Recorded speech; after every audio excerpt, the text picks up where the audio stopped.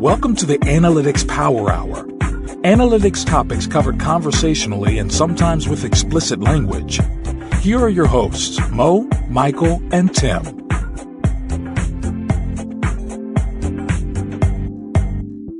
Hi everyone, it's the Analytics Power Hour, and this is episode 182.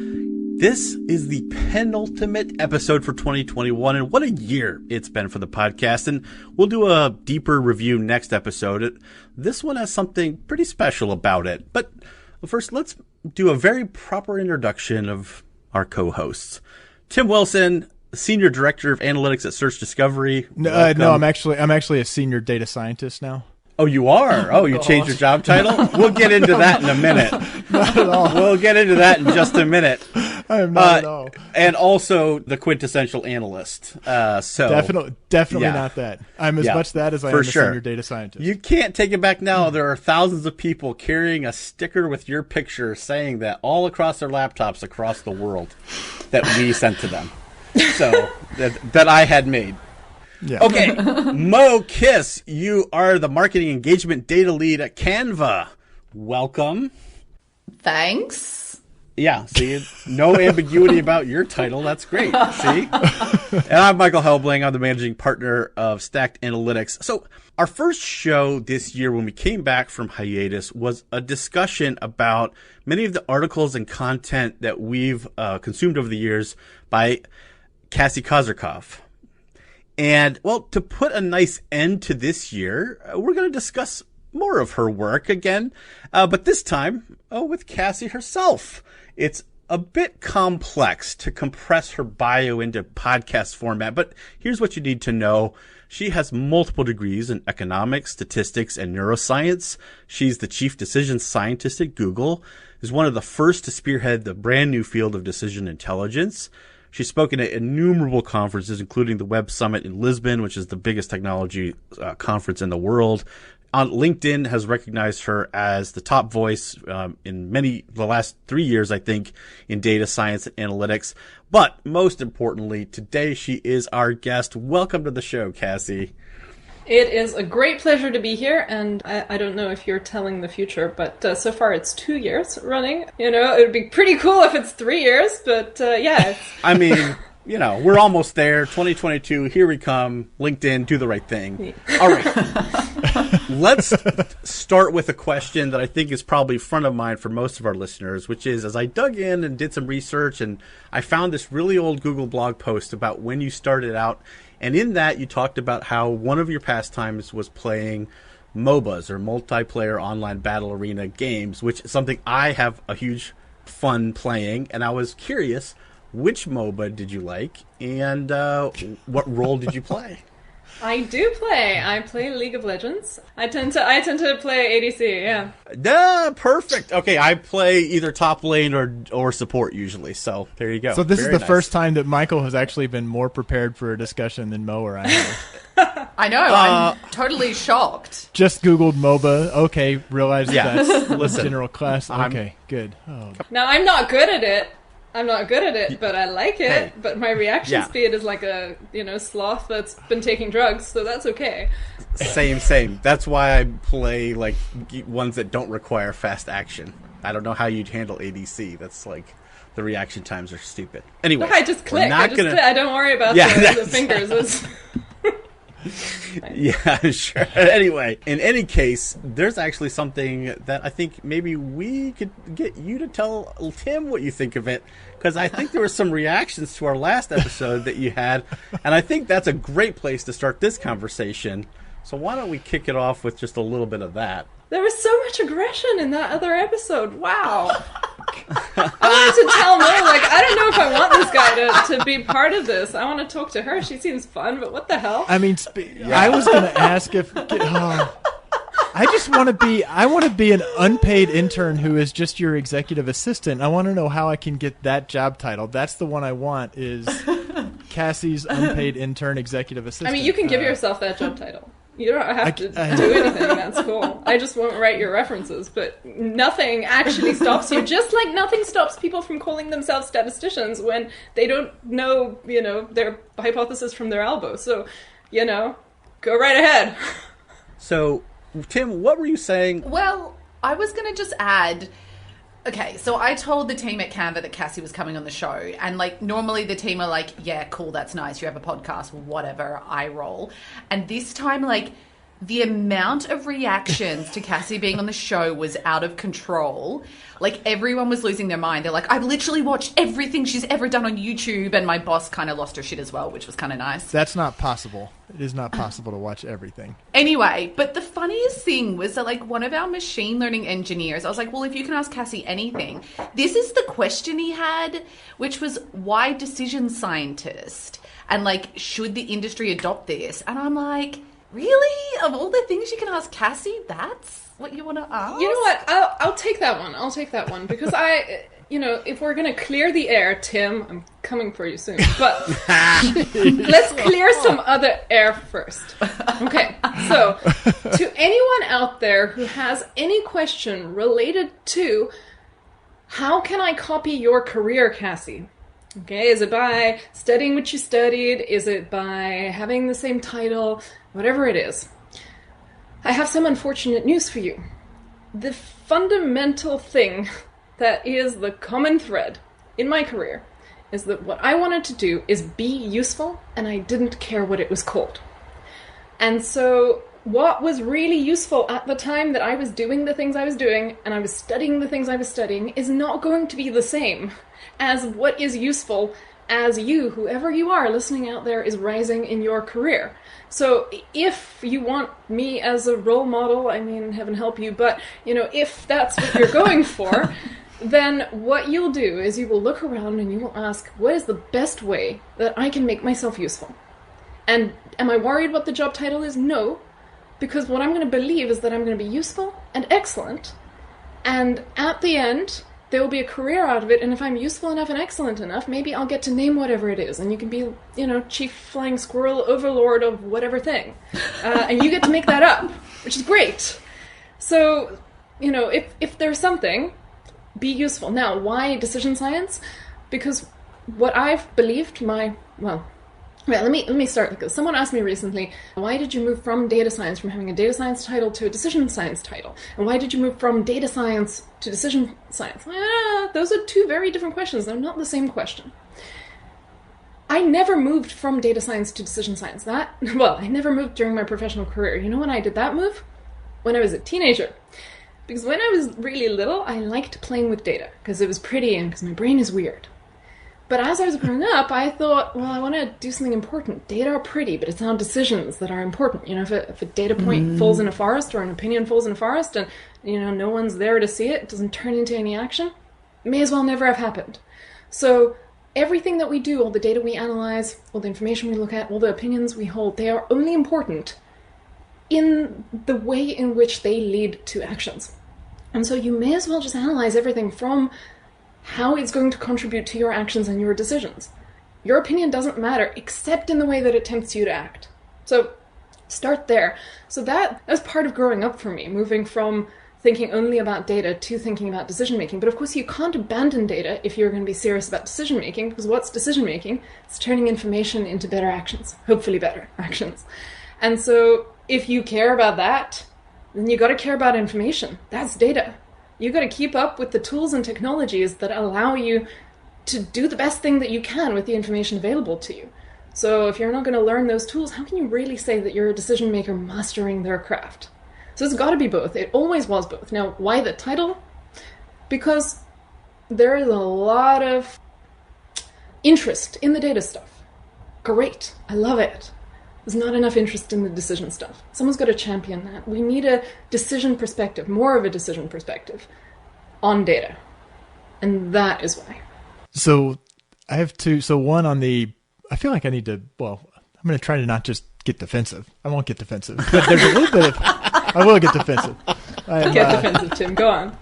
I would be happy to if I said, if I get to add to my CV that I was eviscerated by Cassie Kozyrkov, I'll take it. That might be my career pinnacle. But it's funny, because if you go back way back into the 50s and 60s, or my understanding, not my personal recollection, was that we started with decision support systems. DSS was what then kind of evolved into BI and became it was a technology, kind of an IT centric thing. And I don't even know why that kind of, like, that's that's decades outdated term. So it almost does seem like it kind of started in the right. This is using technology and data to support decisions.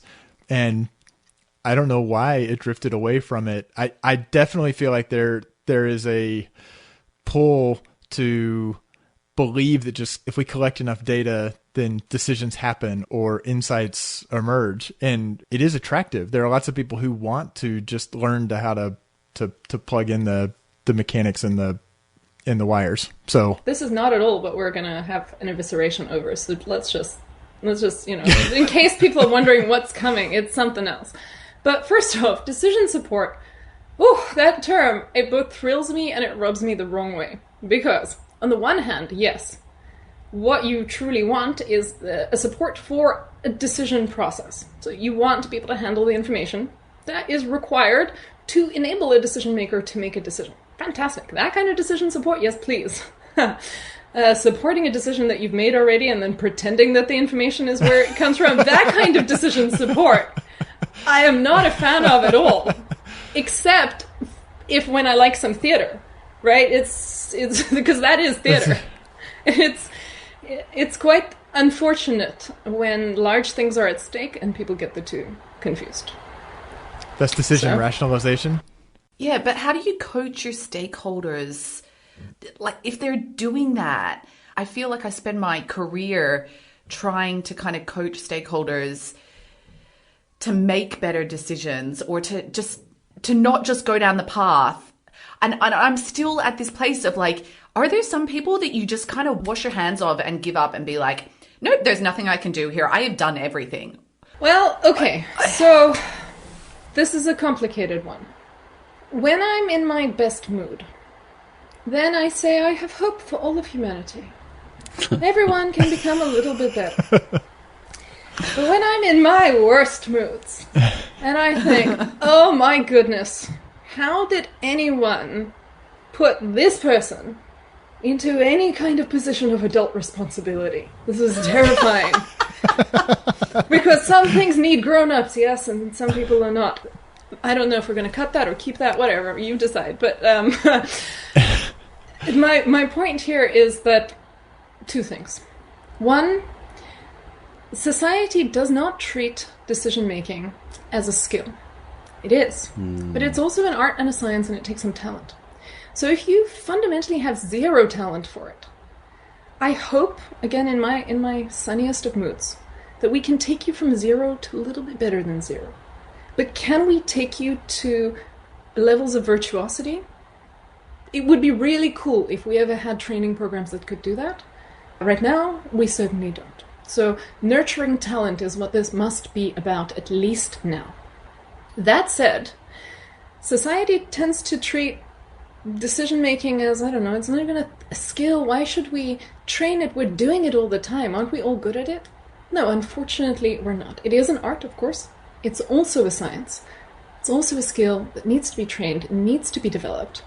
And we should try to get ourselves better at it if we want to have better, more effective lives. As fans of decision analysis and those kinds of disciplines like to say, your whole life, everything about how your life turns out, boils down to two things: the quality of your decisions and luck. You only have control over one of them. So improve that one to the extent that you can.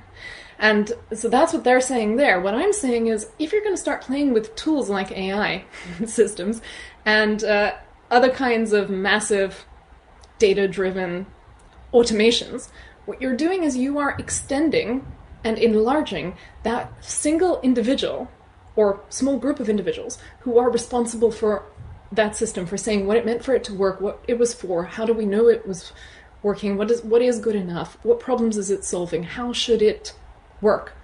Those people, it is their wishes, their decisions that this system will echo forever. And when it is a huge system, it's taking this one person or a few people, these used to be small entities who would have limited influence on their peers, and now you're giving them global influence on everybody. And so as you enlarge yourself with technology, you become bigger. It becomes easier to step on the people around you. That means if you want to be a good person, if you care at all about this world, you should understand that with, what is that corny thing? With great power comes great responsibility. And you have the responsibility to make yourself a better decision maker, to make yourself the adult that is worthy of that kind of enlargement. Technology is a lever, and the people behind it, those are the people that it's enlarging. So it's a really important skill to develop.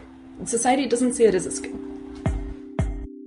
All right, let's step aside for a brief word about our sponsor, ObservePoint, a platform that helps keep your data clean, complete, and reliable so you can more confidently do the sorts of things that we've been discussing during this episode.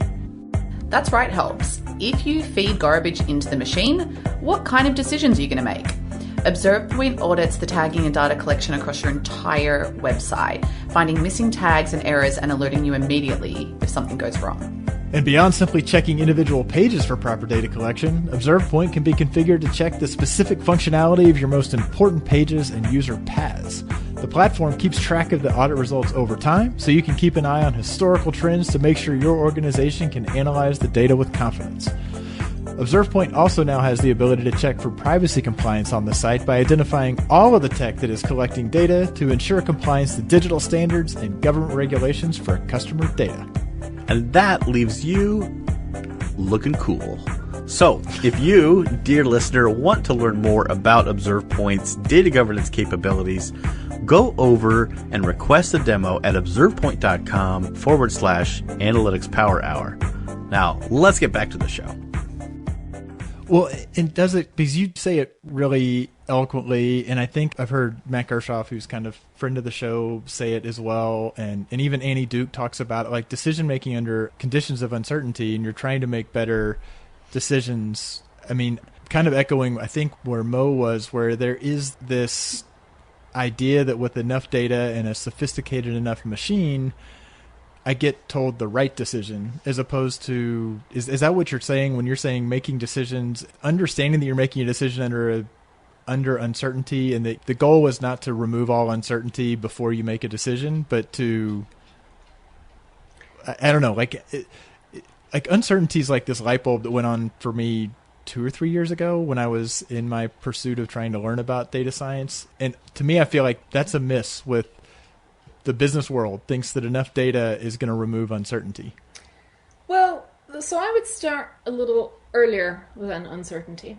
So where I often observe this really stark evidence of poor decision skills, very classic thing, is when someone kind of runs into the spotlight saying, we need to use data to decide between A or B.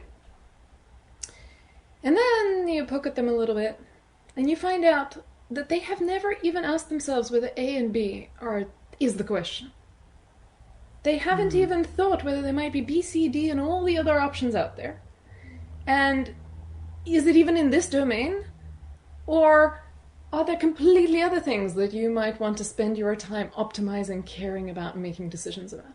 How broadly have you thought? And this is, super narrow-mindedness is one of the hallmarks of really weak decision makers. One of the things that you want to teach as part of your basic decision skills is to think broadly, to think about as many options as possible, and to do that quickly with less effort. So that's one of those core skills.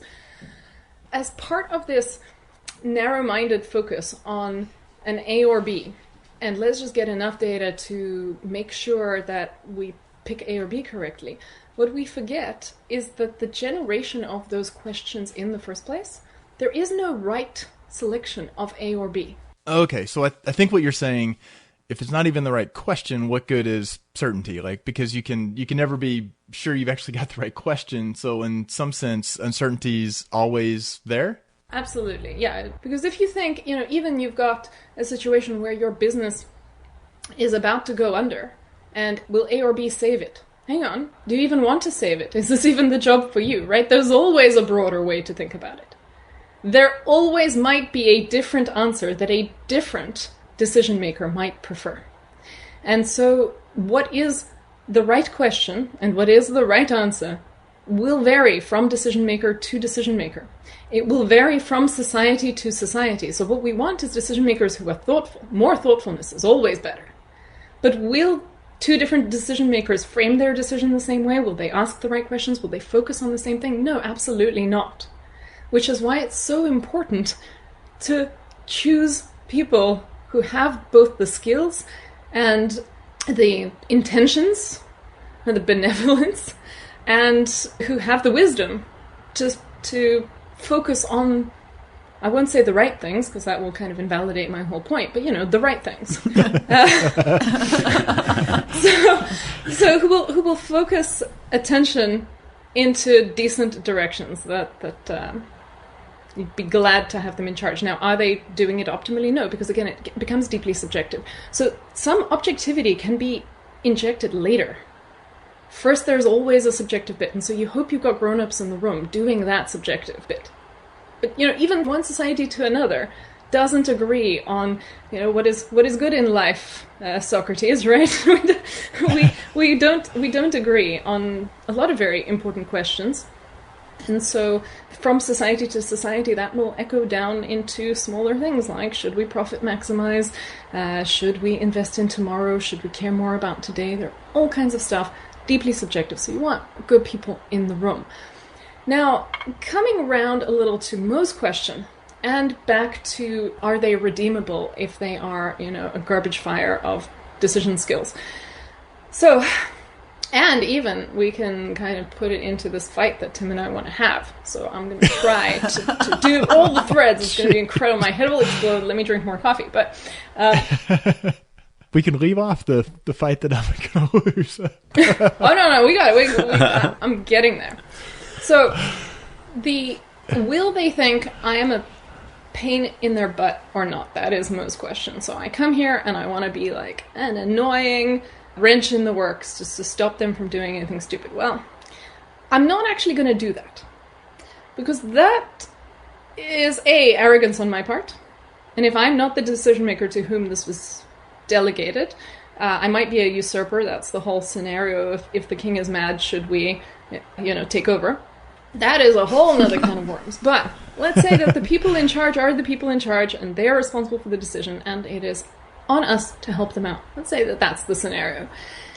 If their decision isn't important, then they may be making it suboptimally, but any amount of pedantry on our part is wasting everybody's time, and we should just chill out, seriously.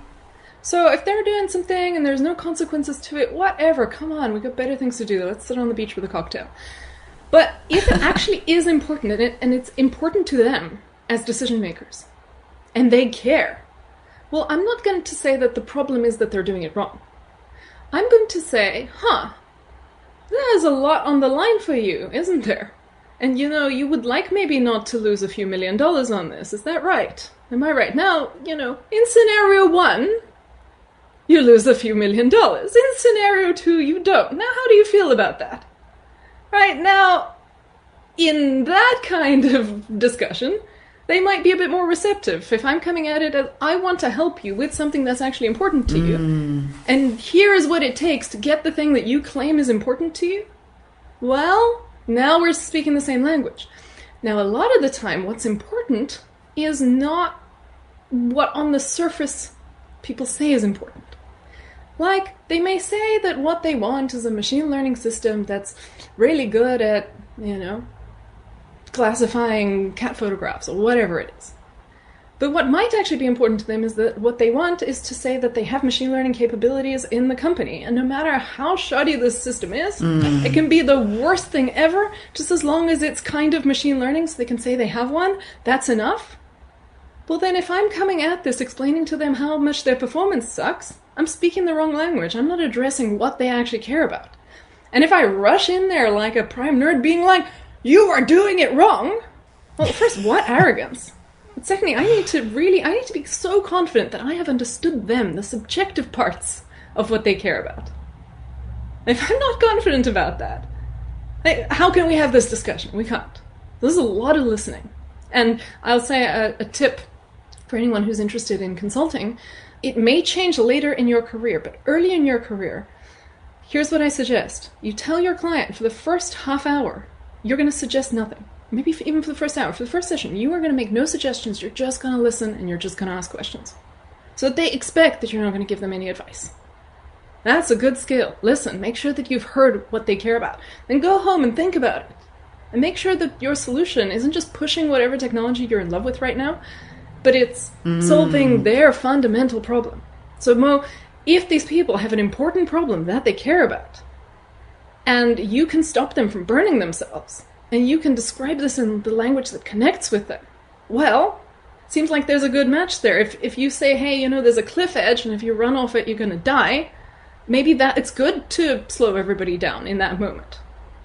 But if I'm just like, hey, don't run, I don't like running, running is bad, I learned in a class that running isn't the right way to do philosophy, well, no one's going to want to work with you. Of course. Now, coming back, here we go, Tim.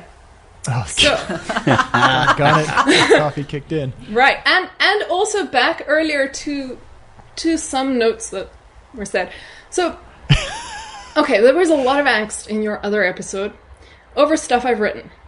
Because I said analysts are this and statisticians are that, and if you're the quintessential analyst, as in that sticker, Tim, some offensive stuff against analysts. So, right, let me clear the air.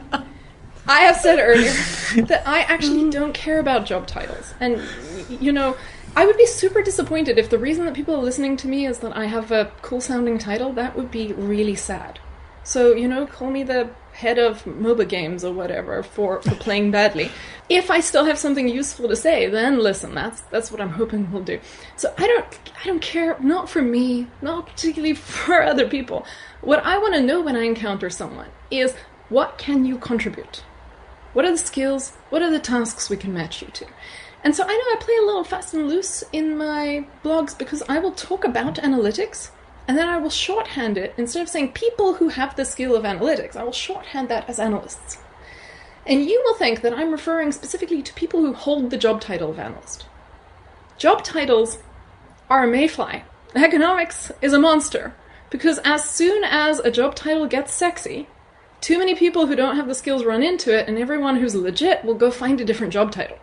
So it doesn't stick around in any case. So honestly, I don't care. And if someone picks up my blog post in 50 years' time, they're reading it and they're like, oh, this is not what analysts do. Great. Humanity has progressed. I am about it. However, the thing that I keep defining to be analytics is a particular approach or set of skills. Because my main concern is, when we are dealing with something, what skill sets need to be represented in the room? Now, again, also, I don't care if they're represented in one body. That's more economics. If you have a large company and a large team, it may be more efficient to hire skill sets separately rather than look for the one perfect unicorn who does everything. If you are a startup and you get one chit and one person, then you'll say, oh, this person might have the title of chief analytics officer for my startup of 3 people, but I kind of hope they can also do statistics, and it would be nice if they also have some decision-making skills, and so all of that gets lumped in there. So when I put these hardline distinctions between things, there's no point at which I am saying an analyst should not do statistics, does not need to know statistics. Because that will depend on what that person's actual job is. And there may be additional fun skills, like maybe they work for, I don't know, we were talking about League of Legends, maybe they work for League of Legends, and I don't know if this is true today, but I believe a few years ago, every employee had to play the game, so you got to have that skill too. Right? Is that being an analyst? Well, in that job it is. So I want to be careful about job titles. But the skills I'm gonna stick with, there's a lot of confusion from not identifying what everyone is supposed to do and what it takes to get something done. And so that is why I put these distinctions up, so that people who might not have so much experience or savvy can look at what I've written and they can ask themselves, is there somebody in the room who can do this for us? Have we assembled the right team? So that's what I'm going for. And so now coming back to some of this other stuff where you've got a room full of really data-savvy people, no one's got decision skills. And I don't mean decision responsibility, because we've already seen we can have children in adult responsibility roles. That doesn't go well. But is there somebody with the skills to do this? And if there isn't, let's get those skills in there. Otherwise, the whole thing is a disaster. Unless it's not important, in which case party time. But when it's important, that's when we have to worry. That's when we have to ask, is there somebody here who can actually do it? And society does have this huge problem of not recognizing that it's a skill and using decision responsibility as a reward for other achievements. Like, hey, you're really great at leadership or people management or, backstabbing or whatever it is. I'm kidding, but also not. But anyway. And then, as a reward for all this, you tend to get a large organization of people, because let's see what a powerful gorilla you are, and then we can all, be at a cocktail party and be like, how big are the decisions that you influence? Whew, let's take a deep breath. Do what you're good at. Well, so one, I just to defend myself, like having talked to, I've never been focused on job titles, and I've had the discussion with people of like, exactly the same thing. Do what's useful and figure it out. But similar with the shorthand, like I went through for a hot minute. I said, "Oh, I'm going to become a data scientist," not because I wanted the title, because I was working in digital analytics tools in Excel, and I was like, I think I want to learn R, and I understand if I learn R, I'll understand statistics, and that feels like it's growing a skill set that I should have. And I went through a comical that has been public in a very small niche, and because you kind of did come back to the so roles or skills, let me ask if this is me starting to kind of grasp, because I think where I got a little confused, and I think it's getting clearer, is that it is fine to say that 5 years ago I could not run a linear regression. Now I could take an entire set of data and run a linear regression and say, oh, I can kind of interpret this, but I ran it on my whole set of data. So this is really just me kind of exploring and trying to find some things that might make us think. That exact same linear regression, and this is maybe the last 6 months, and it's largely to your credit. If I said I'm going to take that same data set and I'm going to split it up into test and training, and now I'm going to run the regression on my training, and then I'm going to test it. Well, I'm still doing the same thing. It's got more rigor, and I'm avoiding some overfitting. Probably still kind of in the doing analysis. If I say I'm going to split it up into training, and I'm going to take my training and split it into training and validate, and I'm really going to build something because I want to push out something that is predictive into production, like that's feels like it's kind of moving beyond analysis. But they're all saying linear regression, and how far can I run with what I get out of those? Like even understanding that there's a distinction between those and what I'm heading off, what I'm avoiding, what's faster, what's easier, how far I can run with it, feels very, very useful to me. And I was not there a year ago. Is that fair? Yeah, that is fair. And I want to add to this that what you describe is either a very happy thing or a very miserable thing. And what it depends on is whether behind the scenes of all this, there is a decision maker, a skilled decision maker. That may be you, again, that may be the person themselves, the analyst, the data scientist, or it may be somebody else. But the person who has said, here is what needs to be done and why.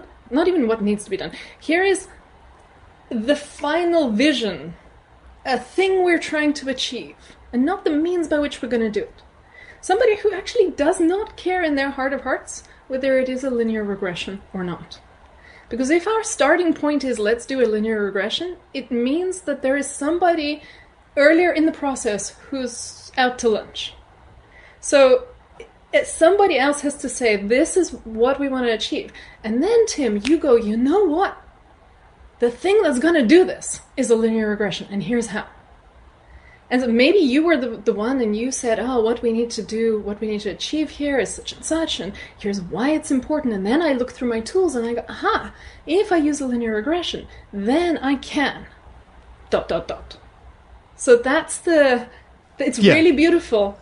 And I don't think I've never had anyone asking for a linear regression. I mean, I feel like even from working with data science, like learning the language of just in my own head, trying to listen for what a stakeholder is doing and thinking, what is their dependent variable? I don't want to ask them, what is your dependent variable? But it's a useful framing to figure out what is the thing that you ultimately care about. And a lot of times I feel like the decision makers, even that's not clear. It gives me the language to not what is your dependent variable, but until I can say, this is the dependent variable they care about, it gives me the license to keep probing to try to understand what it is they're trying to do. And that's kind of a simplified version.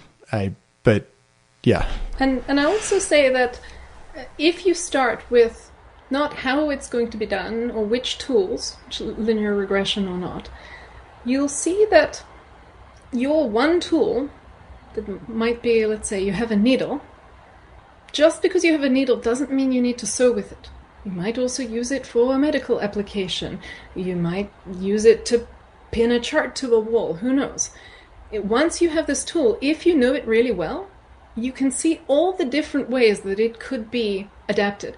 And when it's something as simple as a needle, any fool can grasp that there are a few things we can do with this needle.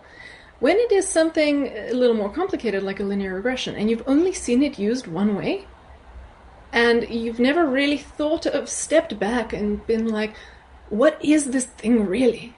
What are all its possibilities? Then you might miss opportunities to use it because it's not classically associated with some kind of application. So the same linear regression, as you said, you can use it for analytics to help explore your space, because by understanding that when a linear regression does some kind of behavior, you can learn about correlation, which means that you can quickly, instead of reading your spreadsheet, which is never what you want to be doing, you can kind of see that this one is moving, then this one is more positive, that one is more positive. That tool gives you that kind of exploration and summary. Maybe instead you're doing some statistical inference and you have some decision that's based on if I have enough correlation to convince me in a new data set. Well, I have a tool that can help me if I just understand and make some distributional assumptions and all that. It's a very different way of using the tool, by the way. You don't care in the other setting. Then I can get at this thing that I'm trying to achieve. Or maybe I'm trying to automate and just whenever this one is high, like output me a high one over there. That seems like a machine learning-ish application.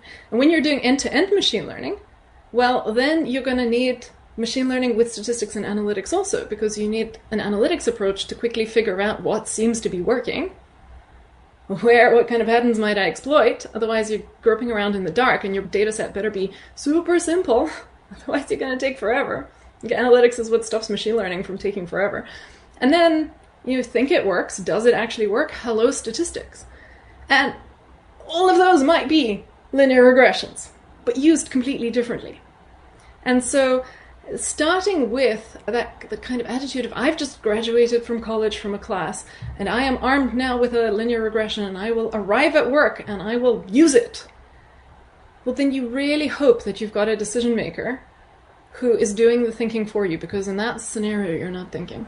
You're thinking. You want to just apply the first thing you got. But I guess making the case to analysts, and this is coming from right at about 20 years where I say I was a full-time analyst, and I spent I felt like in hindsight, I was missing a lot in literally just trying to learn some of the basics of statistics and anytime you start talking about confidence or you start talking about anything that's an interval or uncertainties or working with time series data and some of the things, using diff and diff to try to make stuff more stationary. And I know those are all very, very tactical techniques, but kind of not having gone through formal training in it, I feel like everybody who's calling themselves an analyst, it behooves them to go through that to actually have a bit of a broader understanding. And maybe it's the curse of knowledge. I know people who've have been analysts for years, and they do a bar chart and they draw conclusions. I was at a conference a while back where the analytical malpractice was insane. And I was like, this is an agency and this stuff is being told to people and it is so egregiously wrong. And I was like, well, this is somebody who got a little bit of knowledge and didn't understand it. So I guess I feel like there's all those techniques, just learning to understand a linear regression model helps you understand how data works, what it can and can't do. So let's say something that is a little gritty in this career. You have to watch carefully for that little bit of, there's two kinds of privileges. that allow you to have small skill sets. Privilege number 1 is you get to be paid for unimportant work. Amazing! I mean, I don't want it, but it's kind of a relief, psychologically, maybe, because you're not going to set anything on fire by making a mistake. And so, in that case, you don't know any better, but whatever, the world goes on, because you're not touching anything important. It's okay, right? That's privilege number 1. Privilege number 2 is you are part of a large and very organized team that has people with many different skill sets to help one another out. That is an incredible privilege as well. So you might be the best person at just pure exploration, pure exploratory data analysis. You do nothing else. You, if given a bar chart, would start concluding things. But that's okay. Nobody allows you to make the conclusion because they go, statistician, come on over here. And that stops any kind of problem in its tracks right there. So those are 2 positions of, let's call it career privilege. You can get away with stuff. And so, yes, I recognize my own privilege working for Google with a lot of very smart and specialized people. I can always reach out to somebody who has skills that I don't have. I think chances are we've hired them. I mean, we've even got doctors working at the company. So, so that's incredible. Now, of course, in other jobs, especially in startup, where one person has to do more because no one is going to be their safety net, well, then it's very difficult to do anything that's downstream if everyone in the parts before doesn't know how to do their job. So now you are forced, unfortunately, to start picking up these other skills to guarantee that what you make is useful. Right? Like, if you don't have anyone with good decision skills pointing you in the right direction, then you have a very sad set of choices.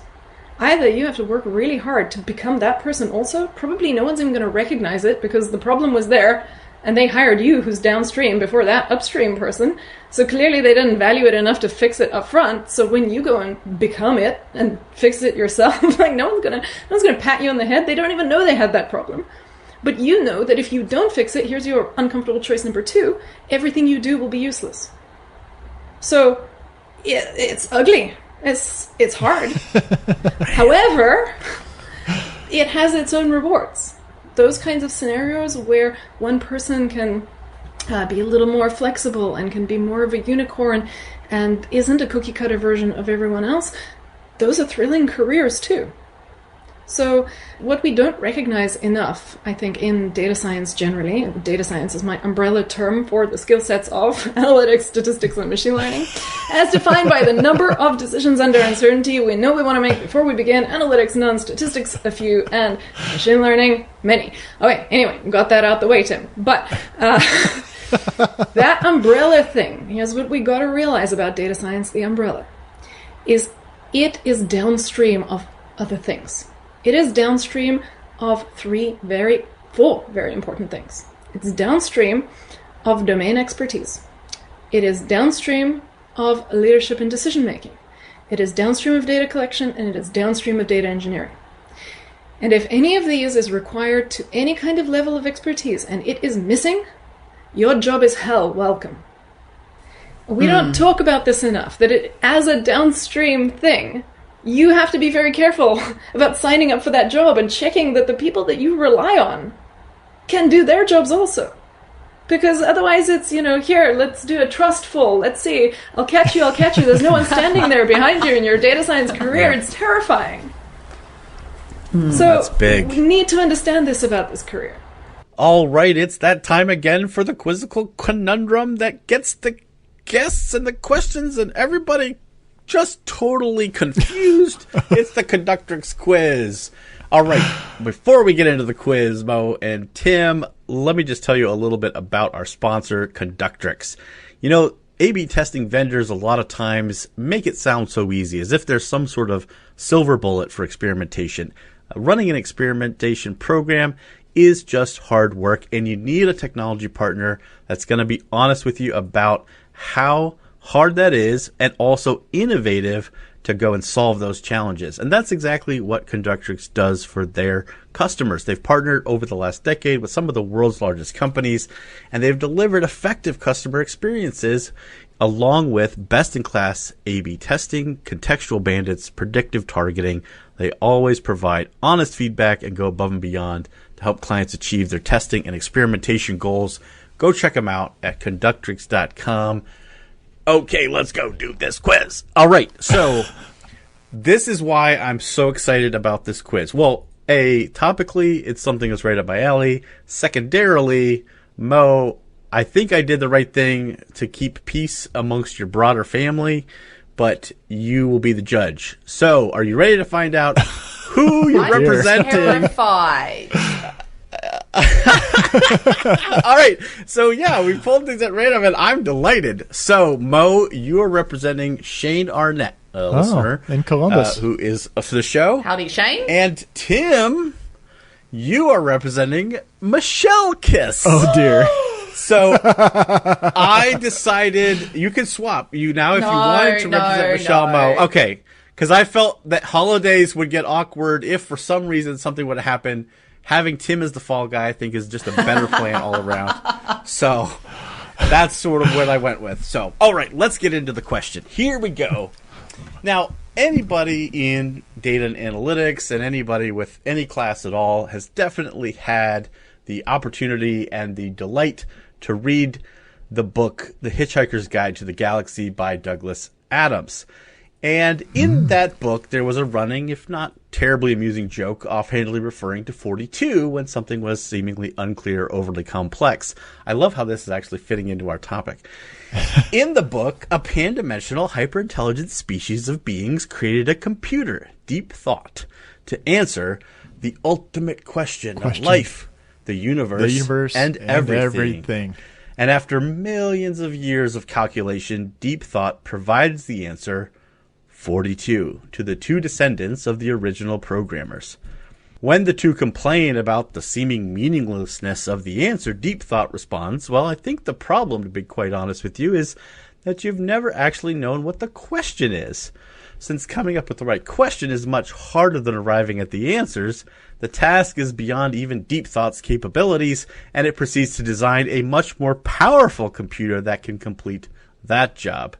The meaning of 42 is that the hard part is first knowing and defining what problem needs to be solved before picking a solution. This is especially true for causal inference. Now, what was the name of the two descendants who received Deep Thought's answer? One of the names. What is one of the two descendants? So is it A, Fenchurch, B, no Googling, B, Gargravar, C, Garkbit, D, Loonqual, E, Wedge Antilles. Do you know what the funniest thing is? I ran a event called Compliance Month. Yes, it does sound as dry as that. It was actually compliance. And this was the theme that we used. And the whole team before Compliance Month got together because the whole theme was A Hitchhiker's Guide to the Galaxy. And like every event was around that. And we watched this movie and read the book. Do you think I remember any of this shit? Certainly not. I'm not sure the people in the movie get named, but definitely in the book they do. Yeah. Tim, do you have a recollection? I mean, who could forget the two descendants of... I forget the names of the two people who actually did the question. Yeah, I mean, yeah. I'm drawn to specific answers, so I feel like I'm going to go for eliminating some other ones. So okay, so are two of these actually correct? Well, I think we want the name of one of the two descendants, so I think we're just looking for one answer here. You're looking for You're looking. Yeah. There are two possible. Whatever. Now, if it helps at all, the original programmers were Lunkwil and Fook. Oh, that's super helpful. Thanks. Well, yeah. No problem. Happy to help. So I'm gonna go for eliminating E. You're gonna eliminate Wedge Antilles. Interesting. All right. That was what I was gonna guess. But anyway, well, carry on. we're going to go ahead and eliminate it. And guess what, Mo? You can no longer guess it because Deep Thought didn't take very long to think about that. And it's like, that's correct. That is not one of the two descendants who received Deep Thought's answer. So we have A, Fenchurch, B, Gargravar, C, Garkbit, and D, Loonquall. I'm going to try and eliminate A. Fenchurch. Okay. Let me think about that for a minute. Yes, we can eliminate A. I tell you, these eliminations make it much more exciting because I'm like, well. Well, I still know which one I think it is, so I could go for what I think it is, or I could. Well, you now have a 1 in 3 chance, but you're also playing for like some serious family bragging rights. I'm gonna think that it is Gargravar. B. B, Gargravar. Mo, do you want to place a counter on that? Sure. I'll guess D. D, Loonquall? Yeah. Okay, well, I have good news for one of you. And that is that one of the descendants who received Deep Thought's answer was D, Loonquall. Well done. Sorry, Michelle. Mo. You did it. Well, awesome. Now I wish I kind of had played for Michelle so she got something. Well, actually, we kind of sneakily probably do give something to everybody. So I know. It's sort of not a big deal. It's more about the bragging rights. But anyway, thank you both for playing. Thank you to Conductrix for the great quiz. And thank you to the listeners. Let's get back to the show. All right. Mo, I know you're dying to ask a question. And we're so close to having to wrap up. But, like, okay, you're going to probably fly through the screen. So go. Yeah. So, Cassie, one thing that I I've watched the training that you did on machine learning for Google staff. And, I mean, it's phenomenal. You're a fantastic trainer. But one of the things that I kind of keep coming back to is this approach of let's start with the problem and then figure out what the right method is to deal with that problem, right? And in some cases, it might be machine learning. In other cases, it might be analytics or whatever it is. But the bit that I'm trying to wrap my head around is, as an organization, you do need to have some kind of overarching strategy, right? So, for example, hot topic of the day, a machine learning strategy. How does that reconcile with the approach that you advocate for? Because the approach is kind of like, let's hire a really diverse group of people, let's put them at problems and get the right people in the room, and then you use the right approach. But then it's like, we have to have this overarching strategy, and I don't know how that fits, right? Because when you're writing the strategy, people are like, well, I want use cases. I want you to explain in this strategy how machine learning is going to be used in the business. And it's kind of like, well, I don't know. Tim looks confused, so maybe I'm not doing a very good job of explaining this. No, well, this seems like I'm wondering if the little thought bubble in my head is going to align with how Cassie responds. Well, why don't you have a guess? Why don't you have a guess as to what Cassie's going to say? Well, oh dear, great. So now this is the other opportunity. No, wrong. I get my revenge. Well, this seems like if somebody came and asked, having a machine learning strategy, if that's what they need, then fine. But that's defining the tool instead of actually defining what you're trying to solve. With machine learning is one option. But it seems if that's what the executive says is we need to be doing machine learning, that may not seem like it's the smartest for the company's bottom line. But if that's what they want, then it's a machine learning. I want to be fair. I mean, I'll be vulgarly pragmatic here. I like real things and real value. And I am not very good at, or very patient with the pantomime as theater, as you've probably seen from some of my responses. However, as a grown-up, I have to appreciate unfortunate realities. And those realities do mean that what a company actually produces is not where its value comes from. Perception also plays a huge part. And if by whatever mess we've gotten ourselves here, that people think that the buzzword machine learning means something special that adds some kind of value, then we would be fools not to recognize that reality. And maybe then whether or not machine learning is helping our business deliver real value, maybe we need some kind of machine learning around, just in case. And then, if that's where it's going and we've said we're going to have some, well, if we're going to do that and we're going to hire the people anyway, then let's think about where we can make the most use, where we can get back as much value as we can. And then, you're going to need that machine learning strategy. So that's thing one. Thing two is, if you kind of know what you might want machine learning for already, and you know it's going to be an intense task, and it's going to take data, it's going to take statisticians, analysts, machine learning engineers, UX, all that. That's a large number of people that you're going to have to coordinate, you're going to have to do the budgeting, you're going to have to do the hiring. And so now we're going to have some conversations about, what's it going to cost, what's it going to get us, where do we prioritize, and that again becomes a machine learning strategy. Now, what I would hope at least is that someone in this process has been very honest with themselves as to what they think they're investing in when they do this. If it is optics, but at least you know this and you're not lying to yourself, then, fine, more power to you, right? That might just be the reality. If it is to solve a particular kind of problem, or to give yourself the capability to potentially solve some kind of problem in the future, or to hire all the people so that your competitors don't hire them, so that one day no one solves this problem, but at least your competitors don't, whatever it is. At least I hope that there is someone senior who's not lying to themselves. Because, yes, it's bad to, it's unethical to lie to other people, but it's just plain stupid to lie to yourself. So it makes great sense when there's a good reason, there's a whole host of good reasons to have a machine learning strategy then, because it is a symphony of coordination, of different job roles, of things you need to buy. It's the gift that keeps giving, so you're going to maintain this thing forever. You need to think about some stuff. There's your machine learning strategy. But I hope that you know the reasons that you're embarking on this journey. We have to wrap up, but oh my gosh. I know. I'm like, we could talk for another whole day, and I still feel like I would have questions.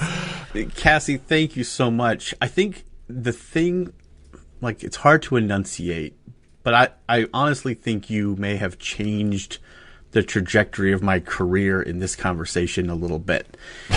And what's interesting is, there's very few people that do this, but you are one of these people, for me, is somehow you're able to enunciate with such clarity the things that weigh in my head that I can't quite get out.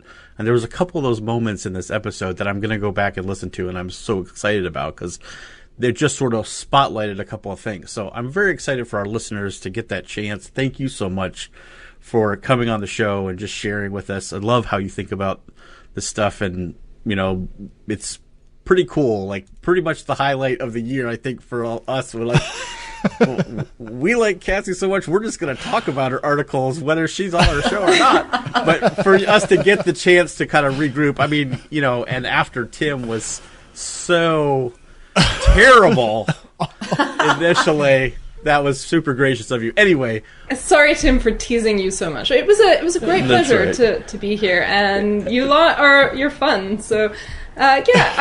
we do our best. I'm sorry I gave you a hard time, Tim. No, don't apologize. What it all boiled down to don't was just apologize. some innocent... No, I will, because I did have excessive fun. I'm sorry, Tim. It was From cruel, my point of view, that was an excellent decision on your part. Thank you. Great. All right. Let's get into last calls. That's something we like to do, where we just go around the horn, share something of interest that we like, that maybe our listeners might like too. Cassie, you're our guest. Do you have a last call you'd like to share? Yeah, so I've been releasing a recording of Google's internal machine learning course. This is called Making Friends with Machine Learning. And it is for everyone. In fact, the challenge, the prompt that I received when I was making it is make a course that a researcher in machine learning, a professional researcher, will like, but also that a high schooler with no mathematics will like and understand. And they thought they were being funny. And I said, okay, I'll make you this course. But I will make it a little bit leadership oriented. Because again, I want us to focus back on the why. Why do we do things? And so that is the course. It doesn't require equations. It doesn't require mathematical knowledge. It takes you through with analogies. But it goes quite deep in what everything means. And now I'm rolling around to my point, and I keep rolling around to these points and closing brackets. But my point is, part 4 of this course has been a long time coming, and it has very recently been released on YouTube. So anyone who is waiting for part 4, you can now find all that on my channel on YouTube. Awesome. And the link, I'm sure y'all will put it below, it'll be in the show notes. Yeah, it's a bit.ly/machine friend. So yeah, come make friends with machine learning. Whoever you are. I can say the first 3 parts I found so useful. I mean, I learned that the goal is to get a model that overfits. That's kind of when you've right. Oh no, I'm dying. So Stop it, Tim. Stop it. All right, Mo, what about you? What's your last call? Mine is not related to data at all, but it's just delightful. So I just read a book, which is a novel. It's just for fun, but anyway, it's called The Dictionary of Lost Words, and it's a story basically about the team that first created the dictionary. And the reason I've loved it so much is because we've actually had someone join my team recently who studied linguistics. And I kind of was like, what does that even mean? And suddenly, by having read this book, we were just able to have like the most incredible conversation about language and meaning and the power of words. And anyway, I really enjoyed it. Like I said, it's got nothing to do with data, but it was just a really nice read. So anyway, if anyone's looking for a good book, I give it a strong 9 out of 10, which would recommend on the MPS scale. That's right. Excellent. Thank you, Mo. Okay, Tim, what about you? What's your last call?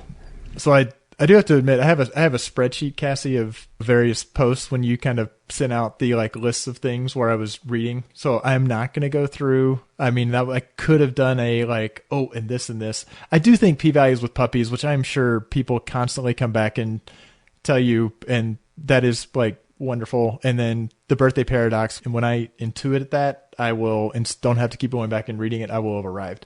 But I'm not going to do that. I'm going to do one that'll make Michael proud because it's like pop culture. So my podcast well ran a little dry. And so I wound up going and listening to all of the endless thread. They did a whole series that were on memes.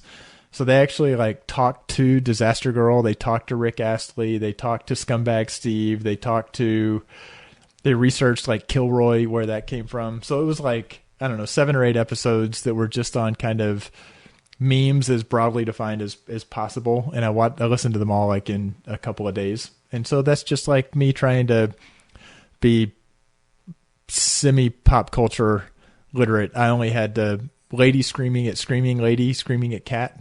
So most of the memes I actually recognized without having to Google what they were. But it's a good listen. Proud of you, Tim. Okay, what's your last call, Michael? Well, I have actually a few. I'm going to run through them quickly because as the new year is getting ready to start, there are a bunch of events coming up that our listeners should be aware of, and some of you are, but I want to catch you up. First, and sort of maybe most excitedly, is Super Week is coming back at the end of January.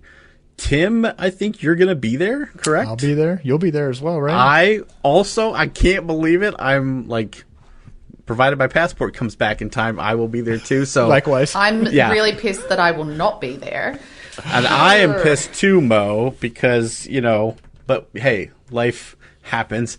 But actually, the next month in February, Measure Camp North America, it's going to be a virtual Measure Camp again. Measure Camp's phenomenal. I know Mo and Tim, you've both been involved with organizing those events in your various cities. So it's just a great, like, non-conference conference. It's so easy to be part of. So I highly encourage that one. And then lastly, the Marketing Analytics Summit is doing a virtual online summit March 1st and 2nd. So that's also available virtually. But come to Super Week if you've never been, especially if you're a listener in Europe. Come on. You gotta come. And You heard Cassie talk about broadening your perspective and becoming a better decision maker and thinker. What better way to do that if you're a U.S. citizen than going over to Budapest and spending a week with all the great analytics minds in Europe and broadening your horizons perspectives on how to think differently about analytics in the world. Okay, that's my last call.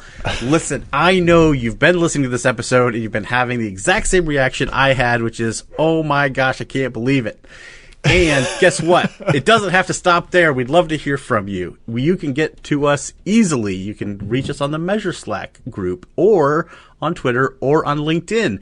And I think it goes without saying, but I'm going to say it anyways. Go follow Cassie on her Twitter. Her Twitter profile is at, I don't know how to pronounce it, but it's QUAESITA. That was what is the history of that? Is there a story behind that? Yeah. I looked for it. The data is Latin for that which is given, and that word is that which is sought. It is the opposite of data. So data is what we give, and that word, which I don't know how to pronounce either, but let's picture it American, and quaesita is fine. That's what we're looking for. It's the word from quest, but it's the opposite of data. And so it comes back to that theme of the important thing is not what we're given. That's just lying around. We're going to use that for something. For what, though? What are we seeking? See, at some point, does it become perturbing how smart you are for others? Because, damn. No, but that makes so much sense. Oh, awesome. Anyways, my point, follow her on Twitter. Also, I don't know anybody on Twitter, but where isn't she verified on Twitter? Come on, blue check.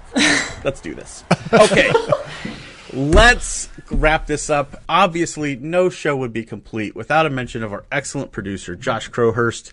He does a wonderful job making sure this show gets out to you every other Tuesday, and we thank him for that.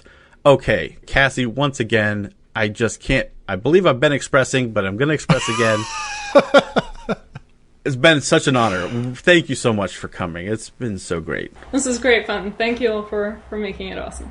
And I know that regardless of what role or tools you're using to solve the problems of data and analytics out there, or what title you have to do it, the one thing I know with confidence that I can say for my two co-hosts, Tim and Mo, is keep analyzing. Thanks for listening. Let's keep the conversation going with your comments, suggestions, and questions on Twitter at @AnalyticsHour, on the web at analyticshour.io, our LinkedIn group, and the Measure Chat Slack group. Music for the podcast by Josh Crowhurst. So smart guys wanted to fit in, so they made up a term called analytics. Analytics don't work. Analytics.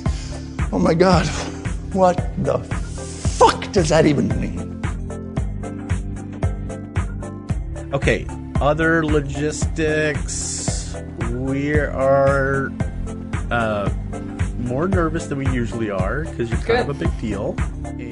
And I have some things to say from that previous episode too. We're gonna clear the air. Yeah. Shit. It's We're in trouble. It's time. I was like, I saw you commenting on that one. I'm like, no.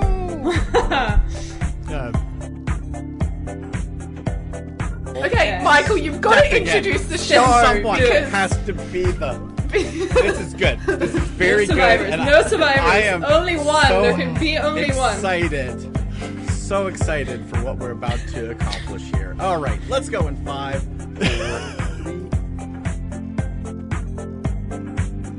3. So there are so many different things, and I'm going to have to try to remember all the things because I'm tangling myself up in all the we're opening brackets and we're not closing them. We're just putting more brackets. This is great. This is how you use a bracket. But okay, so you've been looking at my code. Yeah, I know, right? The finding, losing. You've been looking at mine too. It's all good. Rock flag, and I was wrong.